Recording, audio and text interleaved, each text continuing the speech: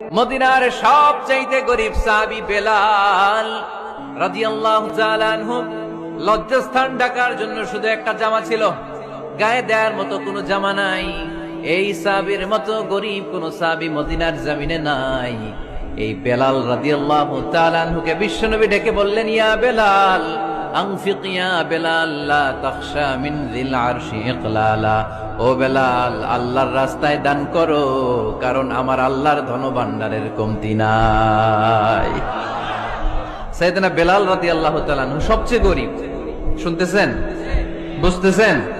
সবচেয়ে গরিব। ডাউন পার্টটা ঢাকার মতো একটা গার্মেন্ট ছিল, একটা কাপড়, এটা পেঁচায় আসতো, নামাজ পড়তো। গায়ে রাখার মতো কোনো জামা নাই, আর খাবার দাবার টাকা পয়সা বলতে নাই।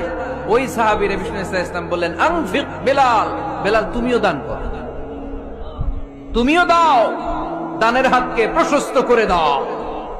আনফিক ইয়া ইবনা আদম উনফিক আলাইক, হে বনি আদম দাও, দিলে আমি তোমারে দেব। যারা দান করে বেশি তাদেরকে দেয় কে? দিলেই আসবে, না দিলে আসে না। আপনি দেন, দেখবেন আসতে শুরু করছে। এটাই সিস্টেম। দিলে কমে না, না দিলে কমে। সুবহানাল্লাহ পড়েন।